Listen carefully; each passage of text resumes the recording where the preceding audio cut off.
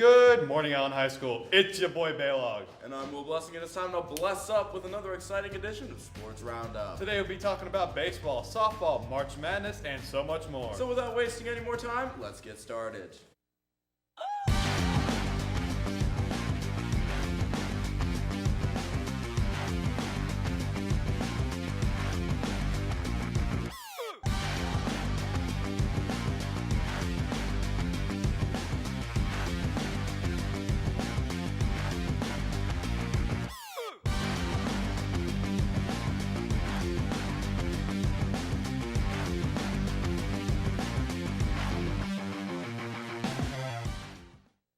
The Allen girls soccer team played Boyd in the last game of their regular season, and they tied the Broncos 0-0.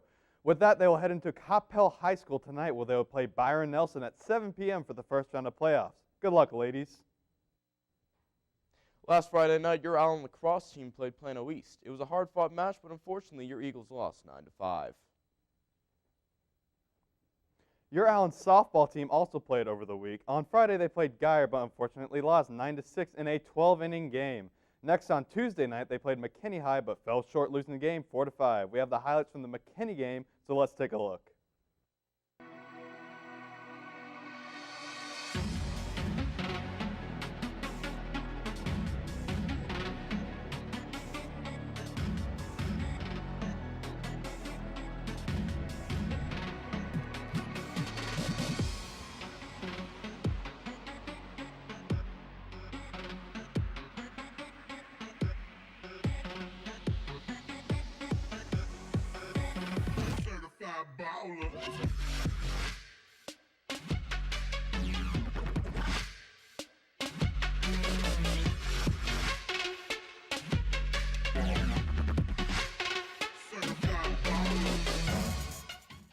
Your Allen baseball team played McKinney Boyd and Plano West over the past week. On Friday, they beat Boyd 6-2, and on Tuesday, they beat West 4-2. We have the highlights from Friday's game, so let's take a look.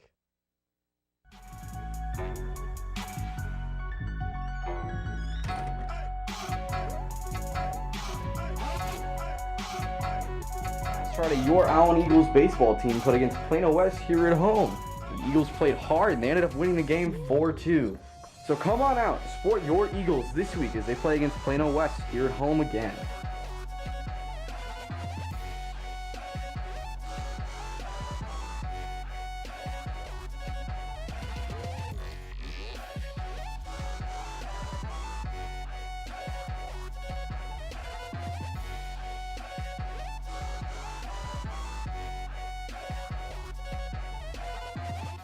Your Allen boys soccer team will be playing in their first round of playoffs tonight at 8 p.m. in the Colony against Marcus. Good luck tonight, guys.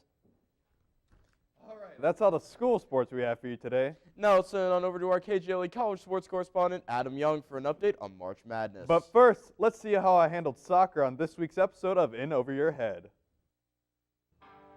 Yo, what's up, Eagles? It's your boy Balogh, and welcome back to In Over Your Head, the show where I go out to different sports and organizations and see how an average Joe just like me can handle their workouts. This week, I took it to the soccer field with your boys' soccer team, running around a lot, playing goalie, doing all sorts of things. Let's see how I did.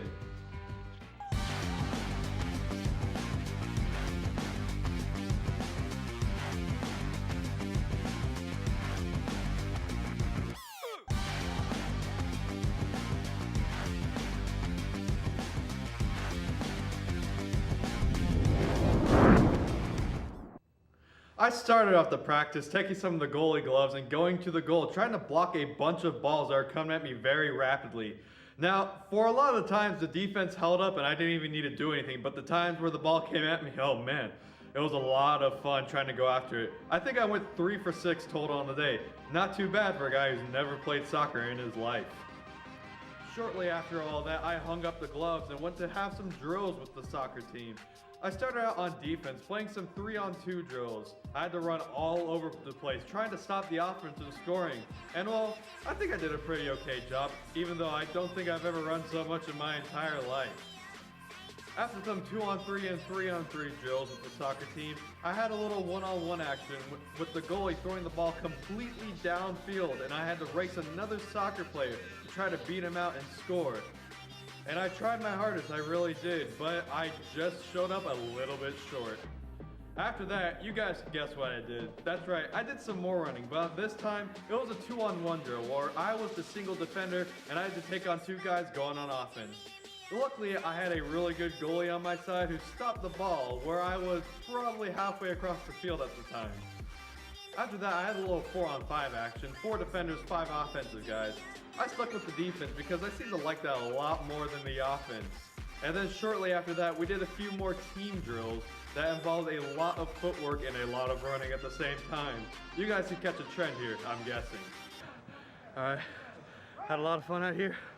I proved that I shouldn't be running anymore, or I probably should be running more. Get my conditioning up. It was a lot of fun playing with these guys. Really hard practice for all I did. You know, I think if I train hard, I could be back on this field one day in college. See you guys next time. Thank you for tuning in to this week's episode of In Over Your Head. Whew. And that I was, my friends.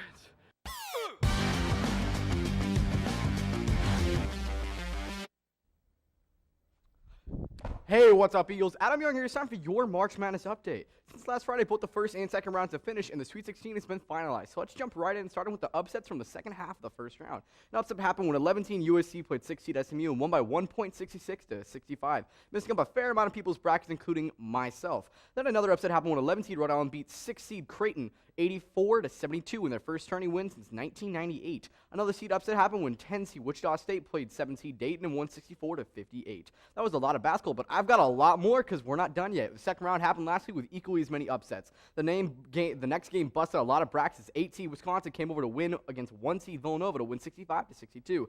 Then next came another game when seed upset as 11-seed Xavier beat 3-seed FSU by winning by more than 20 points with a finalized score of 91-66. Then an upset happened when 7-seed Michigan pulling ahead of 2-seed Louisville to win 73 to 69.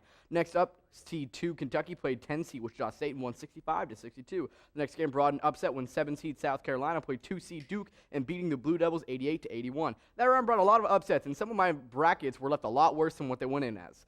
That was a lot of basketball. If you want more, I've got more because the first half of the Sweet 16 played yesterday. The first game we saw 3-seed Oregon playing 7-seed Michigan and bring an end to the Wolverine Cinderella season with a final score of 69-68. Oregon. Next up, 1-seed Gonzaga played 4-seed West Virginia in a close game, but was able to win with a 3-pointer in the last minute to make the final score 61 to 58. Gonzaga. Then Kansas played 4-seed Purdue in another close game to start, but in the second half, the Jayhawks were able to pull ahead and win 98 to 66. Finally, to close out the night, 11-seed Xavier played 2-seed Arizona and pulled the final upset of the night, beating Arizona 73 to 71. The rest of the Sweet 16 will play today, starting off with Butler playing UNC, then South Carolina playing Baylor, UCLA playing Kentucky, and finally Wisconsin playing Florida. That was a lot of basketball, but I'll be back next week with another March Madness update. Stay young, and now back to the Carter with Will. All right, thanks, Adam. And now it's time for Play of the Week. This week's play goes to your Allen softball team with this 2 RBI single in their game against McKinney High. Let's take a look.